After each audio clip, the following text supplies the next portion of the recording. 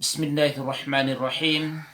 Assalamualaikum warahmatullahi wabarakatuh. Alhamdulillah wa syukurillah. Segala puji dan syukur kita kembalikan ke hadirat Allah Subhanahu wa taala, karena pada kesempatan yang berbahagia ini, di suasana fajar ini, para santriwan, mari kita melanjutkan bimbingan kita, tahsin bacaan kita, terutama santri yang sudah khatam ataupun yang sudah pada bacaan Al-Quran besar. Kali ini insya Allah kita tahsin bacaan, yaitu surah Al-Ikhlas, yang lebih populer di kalangan kita dengan Qul huwallahu ahad.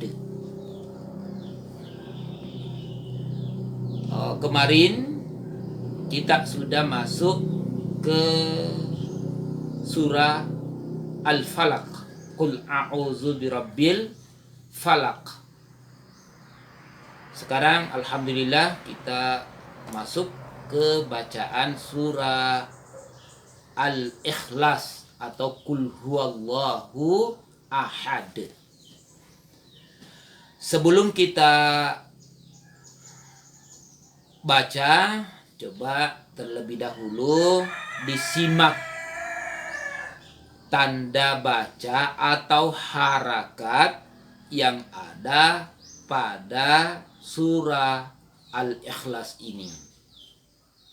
Jadi itu dibiasakan para santri, sebelum kita membaca terlebih dahulu diperhatikan harakat yang ada pada surah atau ayat yang akan dibaca.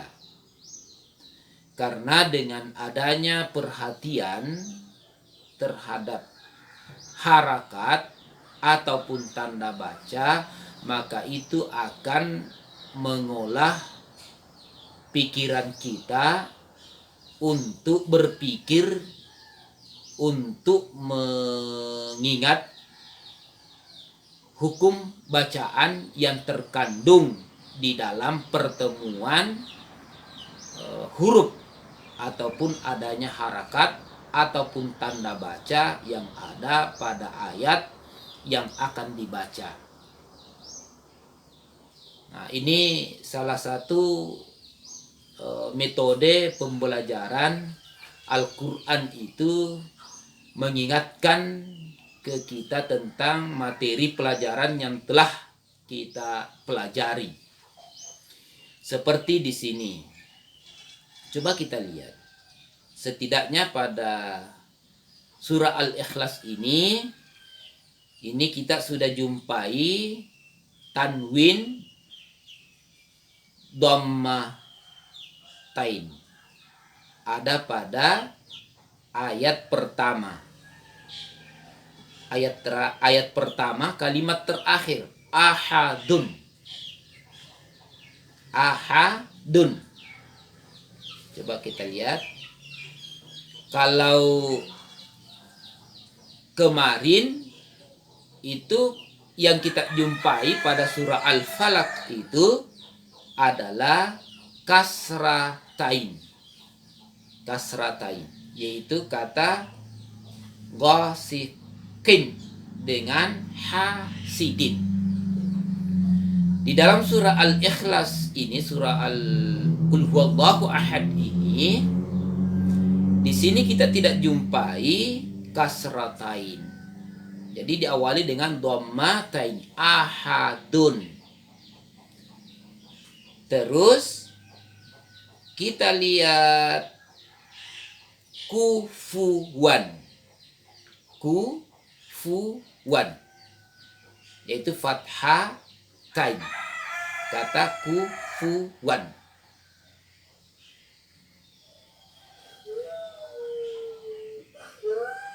Lalu dilanjutkan dengan kata ayat 4 ahadun.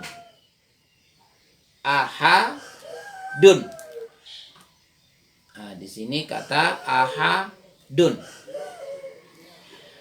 Materi kita pada pagi hari ini perlu saya ingatkan, perlu saya sampaikan bahwa belajar Al-Quran itu yang dibutuhkan adalah pemahaman yang mendasar. Makanya Allah Subhanahu wa taala ajarkan kepada kita doa kita, warzuqni fahman. Warzuqni fahman. Berikanlah pemahaman. Jadi fahman di sini. Mari kita utamakan adalah pemahaman kita. Karena apabila kita sudah paham apa yang kita baca, maka itu akan memudahkan kita untuk melahirkan nada sesuai dengan keinginan kita.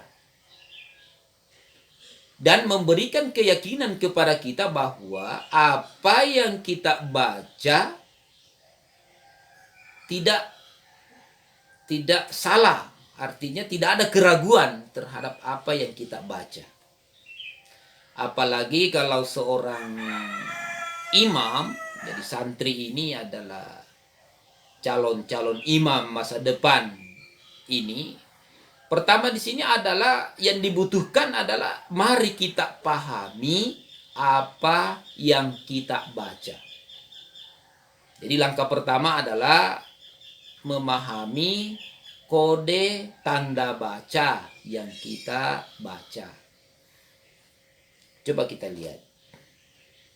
Jadi mari kita baca sama-sama. A'udzu billahi minasyaitonir rajim. Bismillahirrahmanirrahim. Ini masih insyaallah ini masih episode kedua ya. Qul huwallahu ahadun. Ini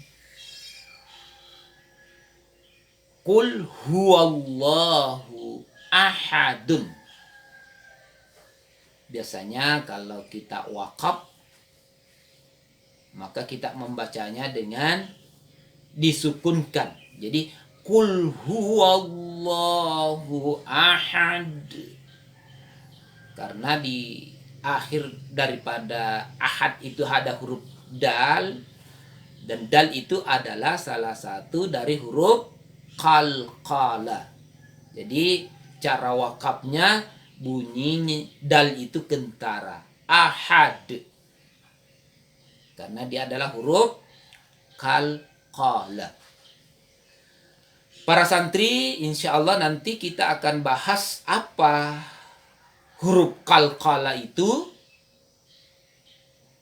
Ada berapa huruf qalqalah. Bagaimana cara membacanya secara rinci, insya Allah pada pembahasan kita berikutnya pada metode tajwid, insya Allah. Namun kali ini kita fokus dulu pada pengenalan tanwin. Saya ulangi lagi, tanwin itu adalah baris 2. Jadi baris duanya kita di sini adalah ahadun yang dikenal dengan dhammatain. Jadi kalau satu barisnya namanya dhamma, kalau dua namanya dhammatain. Jadi ada tain di belakangnya, fathatain, kasratain, dhammatain. Ini. Jadi seorang santri itu dari istilah saja itu perlu pemahaman mendasar. Jangan sampai pintar lancar mengucapkan fathatain, kasratain, dhammatain. Lalu ditanya, apa itu fathatain? Apa itu kasratain? Apa itu dhammatain? Lalu menjawab, saya tidak tahu, saya sebut saja itu. Nah, ini yang menjadi masalah, dan kebanyakan santri apabila tidak diperhatikan dengan baik, maka bisa saja lancar mengucapkan, tidak tahu arti sebenarnya. Jadi kehadiran tahsin bimbingan bacaan kali ini di zaman, di era sekarang ini, para santri perlu kalian pahami secara baik bahwa kalian sekarang ini itu adalah tumpuan harapan orang tua bertanya ke kita. Kalau di zaman dulu, termasuk zaman saya, kalau kita mau belajar, kita mencari guru. Jadi kita datangi dari guru ke guru. Di mana ada ustadz, ada guru yang bagus bacaannya, maka kita upayakan berkunjung ke tempat itu untuk belajar. Sekarang ini sepertinya santri itu adalah tumpuan harapan orang tua. Kita lihat buktinya. Apabila ada santri, apalagi kalau sudah masuk pondok pesantren, pulang kampung, masyarakat, imam langsung seolah bahagia, seolah lega. Alhamdulillah ada santri yang berkunjung ke tempat kita. Masuk ke masjid langsung, karena santri langsung diserahkan pimpin sholat, langsung diserahkan azan, dan seolah santri itu apa yang dia baca tidak perlu lagi dipertanyakan. Begitu kepercayaan masyarakat sekarang ini. Jadi santri itu di era sekarang ini jangan main-main dalam belajar. Maksimalkan, karena kalian adalah tumpuan harapan. Ini perlu kita ketahui bersama. Kita lanjut. Coba lihat santri di sini. Jadi saya ulangi lagi, tanwin itu artinya baris dua. Di surah Al-Ikhlas ini kita jumpai tanwin itu ada dua, yaitu dhammatain dan fathatain.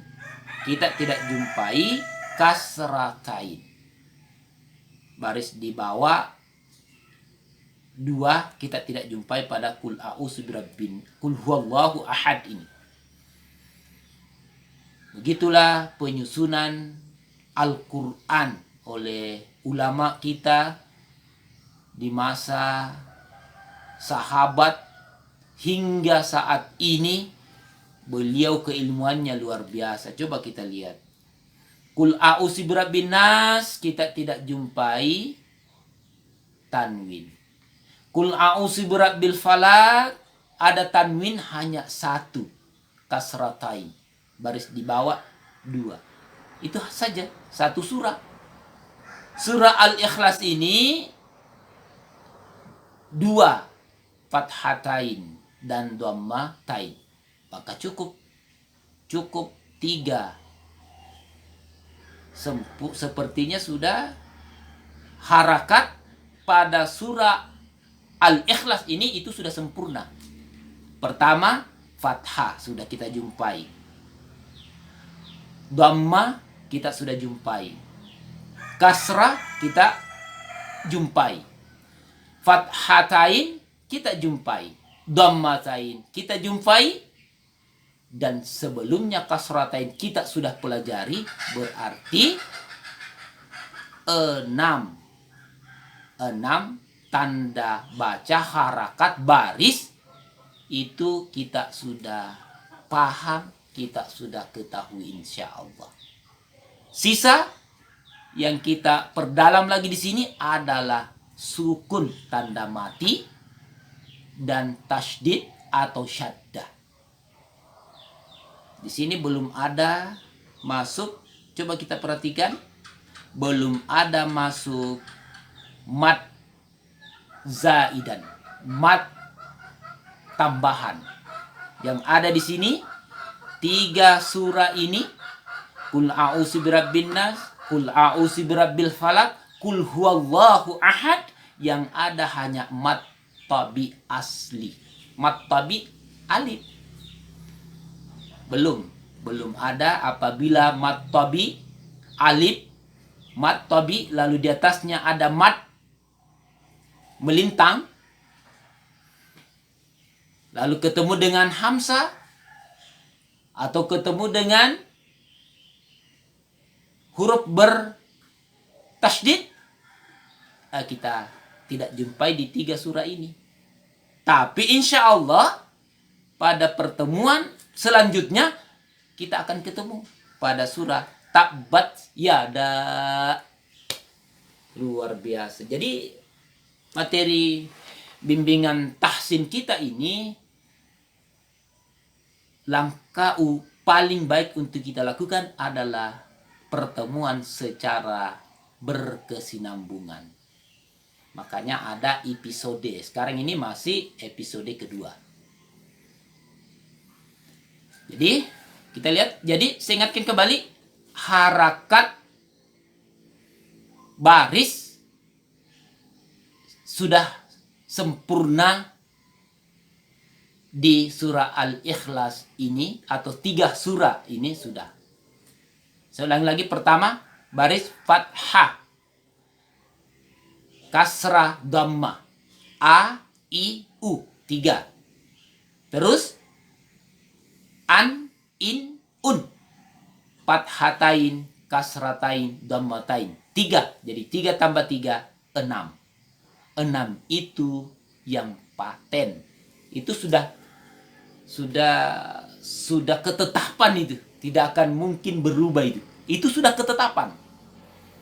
Dari dulu hingga sekarang tidak akan pernah berubah itu. 6 itu. Sisa ditambahkan dengan sukun, huruf mati kalau kita ya, sukun, dan tasydid, syaddah. Berarti 6 tambah 2, 8. 8 itu disempurnakan dengan mat tabi, alif, waw, dan ya. 3. 8 tambah 3, 11. 11 itulah yang akan kita pergunakan dalam mengubah huruf hijaiyah itu secara otomatis. Jadi 11 yang akan mengubah huruf hijaiyah itu. Dan materi ini sudah tuntas di episode 1. Coba kita lihat kembali, refresh, buka channel kita di pengenalan alif, ba, hingga ya. Di situ sudah diurai secara rinci. Ketik pengenalan huruf alif, di situ muncul alif hingga perubahannya, ba hingga perubahannya, hingga ya. Itu sudah tuntas alif hingga ya pada episode pertama. Itu kita sudah awali. Jadi konten yang kita buat di pertama itu, yang belum sempat nonton silahkan dilihat untuk memudahkan kita untuk melanjutkan bimbingan kita. Jadi saya ulang lagi, ada 11 yang kita akan bahas sebagai sumber yang dapat mengubah huruf hijaiyah itu: fathah, kasrah, dhamma, fathatain, kasratain, dhammatain, sukun, tasydid, mat tabi. Mat tabi dalam versi Al-Quran Mushaf Madinatul Munawwarah, maka di situ juga dimasukkan dengan huruf illah, huruf illat. Jadi huruf illat itu kalau kita itu adalah huruf yang membawa perubahan. Huruf membawa perubahan. Jadi perlu kita ketahui bersama bahwa 3 huruf itu alif, waw, dan ya, ada istilah juga yang namanya istilah huruf illat. Huruf yang membawa perubahan. Yang mengubah huruf hijaiyah itu. Kalau dalam istilah tajwid dikenal dengan mad tabi, panjang asli. Kita lanjut. Qul huwallahu ahad, Allahus samad, lam yalid walam yulad walam yakullahu kufuwan ahad. Itu pada bacaan posisi kita waqaf. Pada posisi bacaan waqaf. Tidak ada pertanyaan apabila kita baca seperti ini. Karena itu sudah dasarnya memang sudah seperti itu. Tapi kalau kita baca wasol, baca sambung, maka di situ melahirkan bacaan yang terdengar unik, terdengar lain daripada yang lain, atau terkesan butuh bimbingan pendalaman secara khusus. Karena ada bacaan, ada tambahan yang perlu dijelaskan secara rinci. Makanya saya sampaikan kepada santri sekarang ini, rekan-rekan guru ngaji saat ini, guru BTQI saat ini, mari kita telaah hukum bacaan, tanda baca yang ada pada Al-Quran itu, agar dapat kita urai secara rinci, secara detail. Coba kita lihat. Apabila dibaca wasal, dibaca sambung, Qul huwallahu ahadunillahus samad. Kenapa ada bunyi nun kecil? Karena tanwin itu apabila bertemu dengan huruf yang lainnya, maka di situ sudah lahir kaidah atau hukum bacaan. Jadi materi kita pada bimbingan pagi hari ini, fajar kali ini, di bulan yang suci, yang mulia ini, adalah kita perkenalkan dulu apabila tanwin bertemu dengan alif wasal. Tanwin itu baris dua matain di sini, ahadun, lalu ketemu dengan alif wasal, maka dia tidak bisa dibaca tanpa ada tambahan pengganti namanya. Makanya di sini populer dalam ilmu tajwid dikenal dengan nun iwad. Nun iwad, nun pengganti. Tapi kalau kali ini supaya lebih jelas, kalau saya cenderungnya memakai nun wasal. Nun wasal. Apabila tanwin bertemu dengan alif wasal, maka bacaannya lahirlah namanya nun wasal. Jadi ahadunillahus samad. Ahadunillahus samad. Ini kalau versi Mushaf Madinatul Munawwarah perlu ada kajian pemahaman yang mendasar, karena Al-Qur'an versi Madinah ini dia di situ hanya tidak ada tanda, tidak ada nun kecil.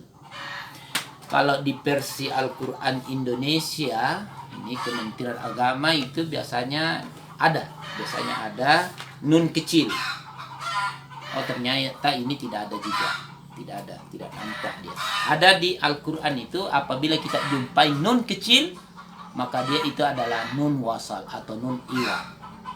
Jadi bacanya Qul huwallahu ahadunillahus samad. Nah, itu. Jadi materi pertama yaitu nun iwad atau nun wasal. Kita lanjut.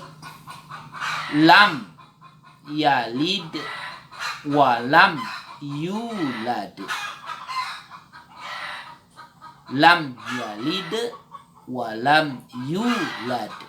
Di sini tentu tidak ada yang dipertanyakan lagi, karena jelas yulad itu adalah mat tabi, waw mat tabi. Kalau versi Al-Qur'an Mushaf Madinah itu wawnya di situ tidak berharakat sukun. Kalau versi Kemenak itu punya sukun. Walam yulad. Dia punya wawnya itu punya harakat sukun. Kalau versi Madinah itu memberikan kode bahwa waw di situ adalah mat tabi. Kita lanjut. Walam yakullahu kufuwan ahad. Coba kita lihat kalau versi walam yakullahu kufuwan ahad. Jadi dua mushaf ini, mushaf Kementerian Kemenak ini dengan Madinatul Munawwarah ini, kita selaku guru ngaji itu sekarang ini di era sekarang ini dituntut untuk menguasai materi pengajarannya. Kesimpulannya di situ. Coba kita lihat. Kalau hanya sekedar dibaca, alhamdulillah kita sudah bisa semuanya membaca. Akan tetapi apabila kita teliti pertanyaan para santri itu sungguh luar biasa. Saya memunculkan metode pengenalan bimbingan ini itu berawal dari desakan sejumlah santri yang menggunakan Mushaf Madinatul Munawwarah, yang datang membawa Al-Quran dengan penuh kebanggaan. Pak Ustadz, saya punya Quran baru dari Makkah. Bagus, kertasnya bagus, dan ini hadiah dari nenek saya, dari bapak saya, dari ibu saya, dari tanah suci. Masya Allah, luar biasa. Dengan penuh kegembiraan baca. Setelah dia jumpai, Pak Ustadz, kenapa ada nun tidak punya baris? Ada huruf waw tidak punya baris. Ada waw, ada huruf kecil. Ada waw kecil. Ada huruf mirip dengan ya. Di situ dasarnya sumbernya sehingga saya berbenah. Loh, saya selidiki dengan fakta yang ada, saya baca betul ada.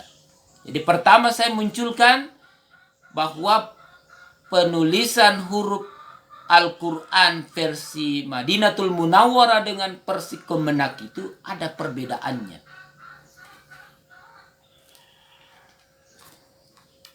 Apa yang saya jumpai? Yang saya jumpai itu para santri pro kontra. Ada yang katakan, loh, mana bisa? Tidak mungkin itu. Saya katakan, untuk lebih jelasnya mari kita lihat, buka bersama. Termasuk ini, kita lihat. Walam yakul lahu kufuwan ahad. Coba kita lihat kata nun di versi Al-Quran Madinatul Munawwarah. Coba kita buka. Para santri coba kita buka. Dan kita buka juga versi Al-Quran Kemenak. Kita buka juga. Di sini menambah wawasan kita, keilmuan kita. Dan dua Al-Quran ini, Al-Quran kita ini selaku orang Indonesia, dan Al-Quran Madinatul Munawwarah ini sebagai sumber referensi kita, karena Al-Quran terdahir dari bangsa Arab, maka tentu ada pembelajaran yang kita harus pelajari. Coba kita lihat. Yakullahu. Di situ nun tidak berharakat. Jadi di sini apabila kaidah di sini apabila ada nun sukun tapi tidak punya tanda harakat sukun di atasnya, hanya nun saja yang untuk mengetahui bahwa dia adalah nun, hanya titik, maka dia itu adalah salah satu tanda alamat. Setelahnya itu huruf idgham. Jadi kita tambah lagi pelajaran. Kalau kemarin di surah Al-Falaq, apabila nun sukun itu tidak berharakat, nun saja, lalu bertemu dengan huruf setelahnya itu adalah ikhfa, huruf ikhfa. Jadi kaidahnya di sini huruf idgham itu ada 6. 6 ya. 2 huruf idgham bila gunna dan 4 bigunna. Jadi 6. Jadi cara untuk mengetahui bahwasanya nun ini bertemu dengan huruf idgham bila gunna atau bigunna, hanya mengetahui kalau dia bukan huruf bigunna berarti bila gunna. Kalau bukan bigunna bila gunna, dipastikan dia adalah huruf ikhfa. Jadi tidak perlu kita lagi menghafal yang banyaknya. Cukup kita hafal huruf idgham bila gunna ada 2. Lam dan ra. Bigunna ada 4. Ya, nun, waw, dan mim. Ya, nun, mim, waw. Untuk lebih memudahkan, hafal saja yam, nu. Yam, nu. Ya, mim, nun, waw. Bertemu. Sebelumnya ada nun, bertemu dengan huruf itu, maka dia itu tidak berharakat. Mengapa tidak berharakat? Salah satu indikatornya, nun itu idgham, artinya dimasukkan. Jadi kode tanda masuknya di situ, dia tidak berharakat. Hanya nun ini ada tapi tidak terbaca. Jadi yakul lahu. Jadi nunnya di situ walaupun ada tapi tidak ada harakatnya, memberikan isyarat bahwa tidak langsung dia diidgamkan, dia dimasukkan. Itu yang kita lihat, kecermatan, pendalaman, analisa yang saya lakukan. Ini saya belajar dan berterima kasih juga kepada santri-santri yang begitu aktif bertanya, tentunya aktif bertanya, dan memicu saya selaku guru ngaji mencari referensi, bertanya kepada yang ahli tentunya. Ini. Jadi di sini kita lihat walam yakullahu kufuwan ahad. Lah, malah tidak sampai di situ. Lanjut lagi, lahu di versi Madinah ini ada lagi waw kecil. Ada waw kecil. Coba kita lihat para santri, para guru ngaji, para guru baca tulis Al-Quran. Mari kita lihat. Lahu adalah waw kecil. Ternyata waw kecil itu itulah yang kita kenal dengan mad silah. Mad silah itu panjangnya 2 harakat. Dan sebelumnya itulah yang dikenal dengan ha dhamir. Ha lahu ada ha dhamir. Apa itu dhamir? Pihak ketiga. Jadi lahu, laha, di situ dhamir pihak ketiga. Ini walam yakul lahu kufuwan ahad. Situ kita lihat. Jadi ada dhamir. Al-Quran versi Madinah ini pada kesempatan ini kita tahu dulu adalah yang jelasnya waw di situ adalah mad silah, panjangnya 2 harakat.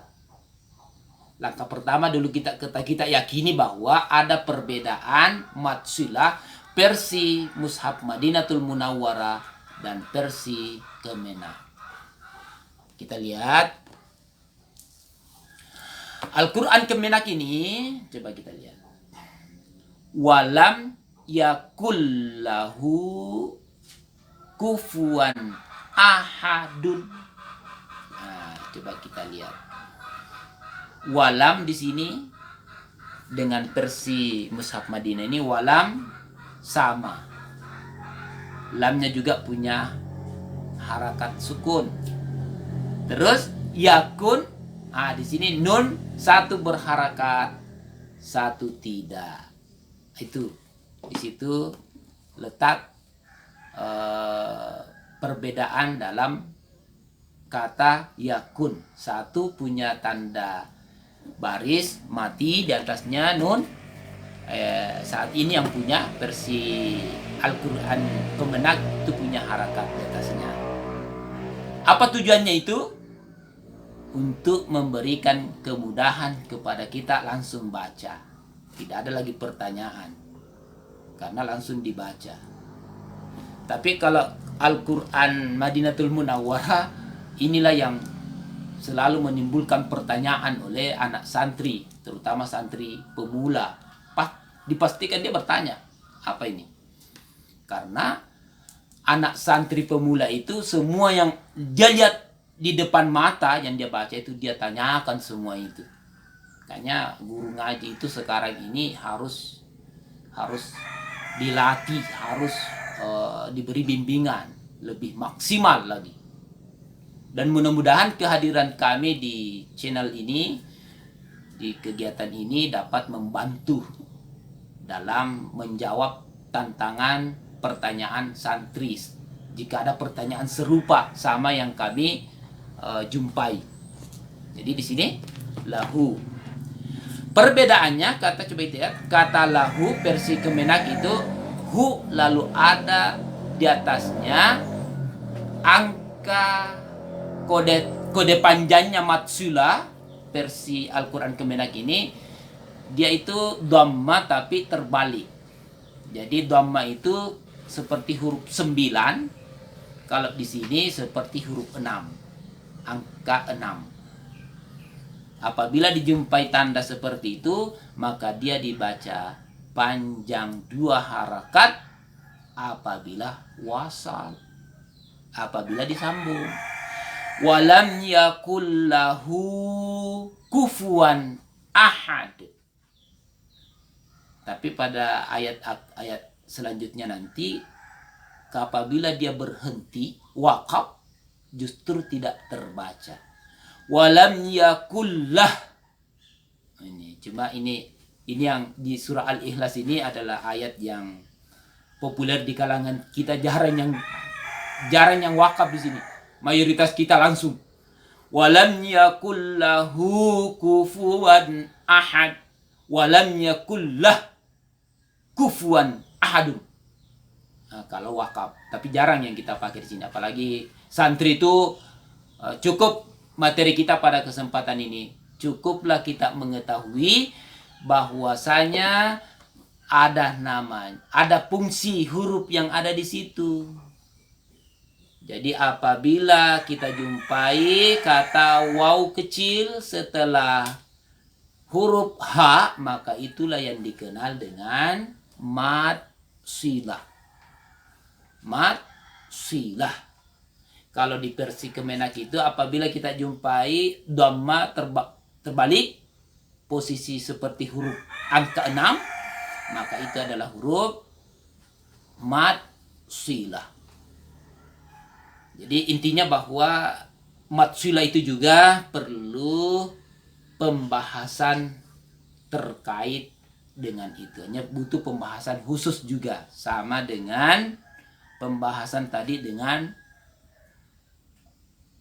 nun iwad, nun wasal. Jadi di sini santri harus paham bahwa kita itu semakin belajar, semakin terasa kurang ilmu kita. Harapan kita kemarin kalau kita sudah masuk di Al-Quran besar, harapan kita kan alhamdulillah kita sudah Quran besar. Ternyata apa yang kita jumpai? Ternyata ilmu kita ini ternyata terasa baru sedikit. Itulah kelebihan keistimewaan Al-Quran. Semakin dipelajari, maka semakin membuka ruang kita untuk maksimal lagi belajar, ya para santri. Jadi di sini yakun bukan lagi yakun, yakullahu. Jadi jangan dibaca yakun lahu, tapi yakullahu. Ini santri biasa ditanya kenapa dibaca yakun? Iya karena ada nun mati. Cara bacanya nun mati kan yakun. Itu bagi santri pemula. Tapi bagi tahsin, kita ini sudah tahsin, ingat nun sukun ketemu dengan lam, maka di situ sudah ada kaidah bacaan. Itulah yang dikenal dengan idgham bila gunna. Idgham bila gunna, masuk tanpa dengung. Berarti walam yakullahu kufuwan ahadun. Apabila wakaf ahad. Coba kita lihat, Masya Allah, sungguh luar biasa. Al-Quran diturunkan bagi kita, untuk kita, rahmatan lil alamin, para santri. Ya, uraian kita, bimbingan kita pada pagi hari ini, kita sudah kita sudah masuk pada surah Al-Ikhlas. Qul huwallahu ahad. Dapat kita simpulkan bahwa materi kita pada kesempatan kali ini pertama ada 6 harakat atau baris dalam Al-Quran. Kita coba sebutkan satu. Fathah, kasrah, dhammah, fathatain, kasratain, dhammatain. Jadi 6. Ditambah 2 sukun, huruf mati, tasydid atau syadda, berarti 8. 8 tambah 3 alif, waw, dan ya. Mat tobi. Dalam versi Mushaf Madinatul Munawwarah dikenal dengan huruf illat. Maka itulah yang sebagai modal kita untuk perbaikan bacaan tahsin kita di pelajaran atau materi selanjutnya. Saya ingatkan lagi, pada materi kita kali ini baru sebatas pengenalan harakat tanda baca dengan masuknya hukum bacaan. Ada 2 pada kesempatan kali ini. Yang pertama, tanwin bertemu dengan alif wasal, maka itulah yang dikenal dengan nun iwat atau nun wasal. Ahadunil lahus samad. Yang kedua, walam yakullahu kufuwan ahad. Di situ ada dhamir, ada ha, dan setelah ha ada kode waw kecil. Pada Al-Quran Madinatul Munawwarah ada tanda 6 di atas ha. Itu pada Al-Quran Kemenak, Al-Quran kita. Sungguh luar biasa materi kita pada pagi hari ini. Para santri, saya ingatkan lagi, channel ini diputar dan diputar lagi. Kali ini kalau diputar, coba diambil Al-Qur'annya di situ sambil nonton, perhatikan, simak. Karena kita ini manusia pelupa. Kadang saat ini kita sudah paham.